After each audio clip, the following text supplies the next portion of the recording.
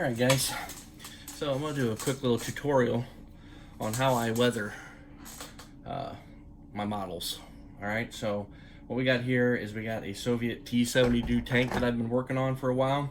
It's going to be a part of a diorama for a movie. I don't know if any of you guys can guess just by looking at what it is. If so, leave a comment down below and see if you guys can get it right. So right now I've already gotten most of the tank weathered. I've got the tracks, the wheels, row wheels, all that have all been weathered. I'm going to work on the turret and the barrel right now is what I'm going to show you how to weather. So what I'll do is I'll take off the turret here, the easiest way. I'll kind of get this up close to you guys here so you can see. Got some camo and got some of the weathering done with it here. Give a good side view of the wheels and a good view of the wheels here. You guys can see nice and weathered. So let's get started on the turret. Got our turret right here, and some of the things I like to use when I'm weathering models is I like to use a brush like this. It's a little bit fine and it's very soft bristles. It really helps to get down in the cracks and crevices when you're weathering. So that's one thing I like to have ready. A couple other things I like to have ready here are definitely Q-tips for when you go to clean off the weathering. Paper towels obviously are a must. And then for what I like to use for my weathering is this right here. It's the Creative FX by Testors. That's the acrylic wash. This stuff works really good when you're trying to weather. So let's get started on weathering here. First thing I like to do is give the bottle a good shake. A lot of that stuff settles on the bottom, a lot of the good weathering stuff, so we'll give it a good shake here and we'll pop our lid off. All right, get our brush nice and loaded up, and we'll just start here at the end of the barrel. And all you do is basically, this is the way I like to do it. I like to just get a good, nice coat around one area. It's a lot easier to work if you just work in smaller areas. Now that's my opinion. Some modelers may do it different, but this is the way I like to do it. So we'll just let that dry for about 2 minutes.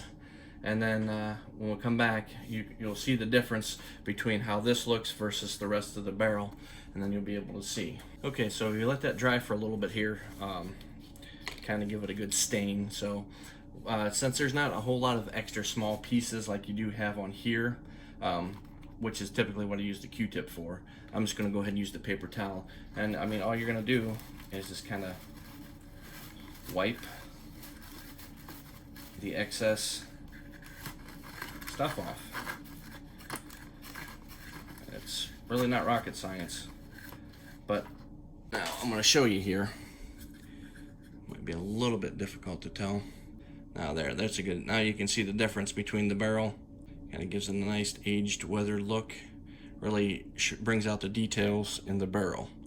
All right, so I'm going to go ahead and finish the rest of the barrel, and we'll go from there.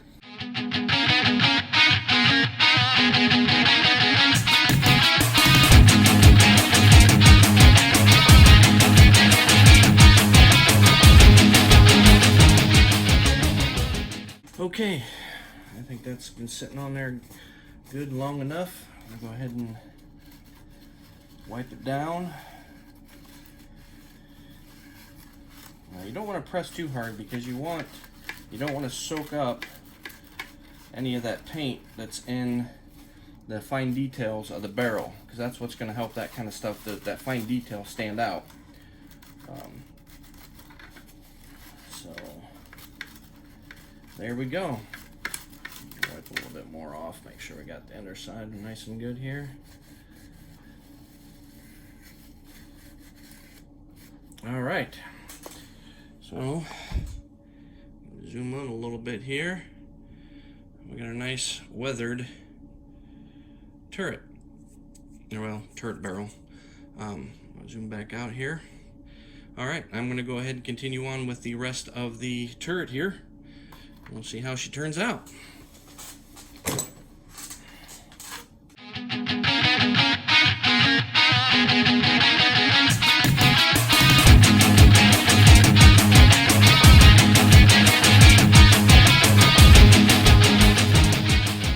Alright, that looks like a good enough section to go ahead and leave some on there. Now this part here, you got to be really careful, because we've got some small, real small pieces here that when you're using your Q-tip, make sure you're pressing soft and gently. And you get these little pieces that stick out here. Even some of this lighting here has a smaller clamp that holds the lamp in place here. So you really got to pay attention, and when you're rubbing off your acrylic wash off of it, just to make sure you don't bust those pieces. If not, you're gonna have to glue them back together. And believe me, this little section right here was kind of a pain. It's got a little arm that comes out the side and then goes down here and connects to the barrel. I'm assuming this is some sort of radar. I'll maybe look up and see what exactly it is for like the fire control system. So maybe this kind of locks onto the target and it's able to train with the barrel. Not really sure, but if I was to guess, that's what it would be. Okay, I'm gonna go ahead and get the Q-tip in here, and we'll get some of this stuff off. Like I said, you gotta be really careful around some of this stuff here. I just take the Q-tip and I'm just wiping very gently, wiping this stuff off. Now you're gonna go through several Q-tips, especially when you're working with smaller fine detail parts, just because the Q-tip really absorbs a lot of the wash. Now see what I did right there? I just busted off that piece from rubbing too hard. That's how easy it is once you do it. So I'm gonna go ahead and get my paper towel out and get some of this bigger area wiped off, trying to avoid any of the smaller things. Boy, I'm just snapping pieces off of this thing left and right. It's one thing you got to have when you're doing this kind of work is a lot of patience. It's not a race. You're not, trying to hurry to get this stuff done. Have fun with it. Enjoy it. It's, to me, I enjoy it. It's a nice, relaxing hobby. I get to learn a lot about the models that I'm building. So let's keep scraping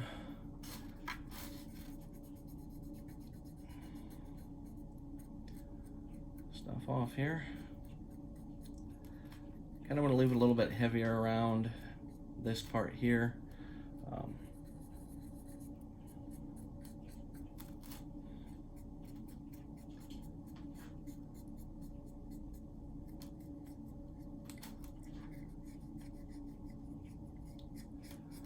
Now, another little trick I kind of learned when dealing with washes like this is if you think you get too much wash on it and you're just not liking the way it looks, I like to get myself a little dish with some water in it, like so.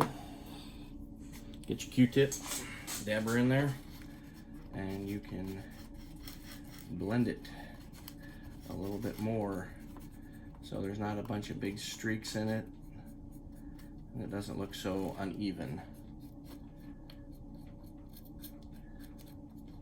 You just kind of got to think when you're doing your wash, where is it going to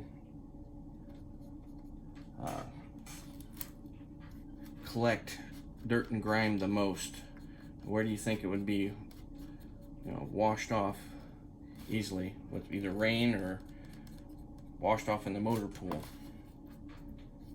So see, this is looking exactly how I want it to look. So I think we're gonna be good with this spot here. Maybe just get a little bit more off. All right, and I think since that one piece is flopping around there, I'm gonna attach her back up with a little bit of Tamiya glue here. Oh, actually, we're gonna skip the Tamiya. We're gonna go straight to the big dog. I got myself some Gorilla Glue here. Some of these small pieces like this need a little extra oomph for them to stay on.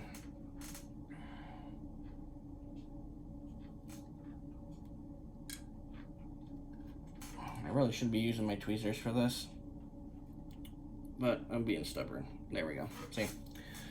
Easy enough. Let that dry for a wee bit before I go tearing into anything else here. Shouldn't take that long to dry, but I'm gonna clean off a little bit more of this light back here. It's looking pretty thick, so we're gonna get a little water on our Q-tip. Zoom in a little bit here for you. Got more of it weathered up there some more.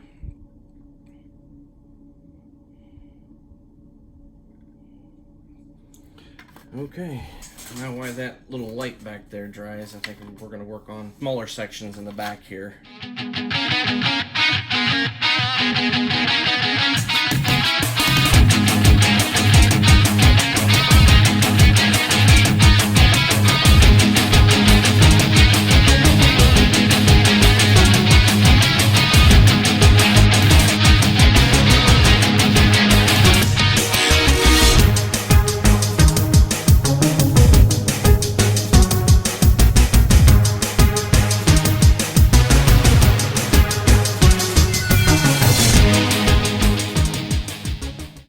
So we got our nice boxes all detailed up on the side there. Makes it kind of hard for you guys to look, but back there you can see a big difference. I haven't weathered any of this here, but you can see the good weathering here and the weathering back here, and then this other, sorry, get my hand in the way there, and then the box here on the weathering. So now I'm going to focus on getting this top part here done, because I think we've given our little light time to dry, so it should be good.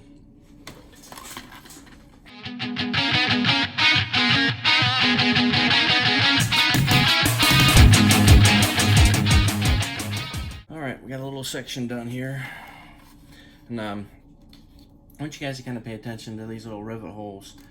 You can barely see them here. You can't see much detail, but once I go through and wipe this off with the brush, it'll really make these details really pop.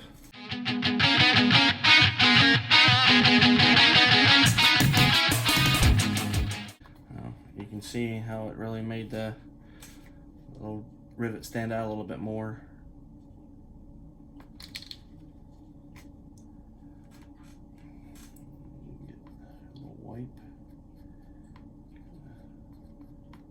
Focus on some of these flatter areas.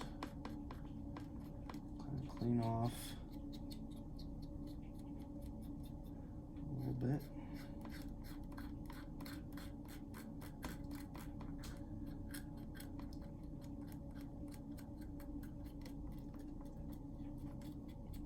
Starting to bump our little radar back there again. And it's not quite dry, but I think we'll be all right. All right, take my dry end here, kind of spread this stuff around. Make sure we're looking pretty good. Some of the excess back here.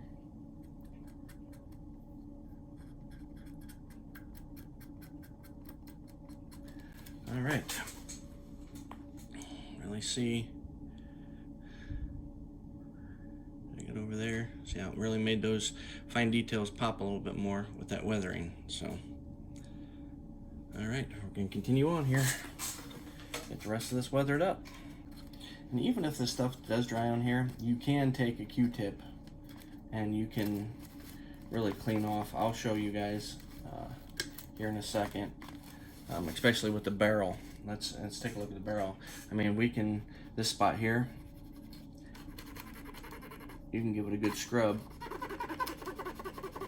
I mean, you can get that stuff to come off. I mean, you're still gonna have some level of stain, but if you got a real heavy buildup area that you just don't like, kind of give it a good scrub. And then also on top of that, you can always repaint too. I mean, you could take this, and I can take this out with my airbrush and respray the whole thing again and start over if I don't like the way it looks. Just going back all over the stuff. Try not to push too hard because I don't want to get inside these rivet holes and mess up what we worked so hard to get that wash down in there and really make those pop. All right, so I'm gonna come over here to our last little bit over here, and I think I should have enough to kind of darken it up a little bit. You know what, we're just gonna go to the outside edge of the little bottle of our wash, and we'll just dab it a little bit.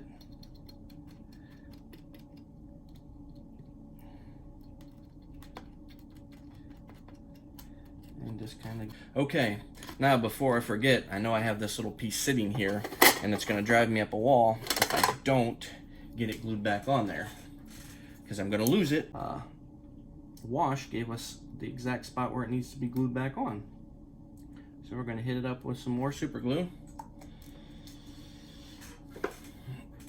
And I'm gonna take the little piece. We're gonna glue it right back on there, where she goes. Tweezers are your friends too, with very small parts, just to let you know. All right, we're gonna call that good. That turned out really good as far as weathering goes.